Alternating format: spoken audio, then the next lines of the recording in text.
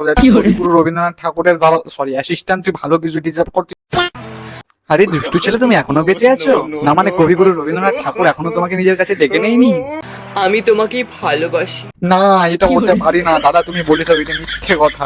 আমি সমাজে মুখ দেখাতে পারবো না দাদা, আমি তোমার যখন কি বিগড়িয়েছি, আমাকে যেতে দাও। তুমি বুঝেছো? না আমি বুঝিনি আর বুঝতে চাইও না, তুমি তোমার বুঝা তোমার ওখানে খুঁজে নেবো না, আমাকে যেতে দাও দাদা। এটাই অনেক। আরে কি অনেক বড় কানে কালা নাকি? বললাম তো আমি বুঝিনি আর বুঝতে চাই না।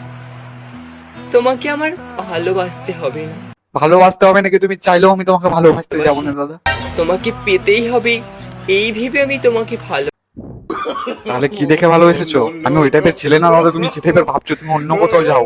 তোমার ভালোবাসাই আষ্টে পৃষ্ঠে বেঁধে রাখবো বলি তোমায় ভালোবাসি। তোমার আষ্টে পৃষ্ঠে বেঁধে রাখবো কথাটা শুনে দাদা আমার মনে হচ্ছে তুমি আমাকে কোথাও কার ছাড়বে না, আমাকে যেতে দাও দাদা, আমি বাড়ি যাবো। বসে বসে একটু ভালোবাসার কথা। তুমি ফোনে এত কিছু বুঝিয়ে দিচ্ছ যে পাশে বসার সাহসটা আর হচ্ছে না। পাশে বসলে বোধ দাদা তুমি আমারও থাক দাদা, তুমি ভালো কোনো কিছু ডিজার্ভ করো, তুমি ভালো ছেলে, না না সরি ভালো মেয়ে, তোমার যেটাও ইচ্ছা তুমি ভালো ডিজার্ভ করো, তুমি তারপর এখান দিয়ে চলে যাও, তুমি ভালো কিছু খুঁজো।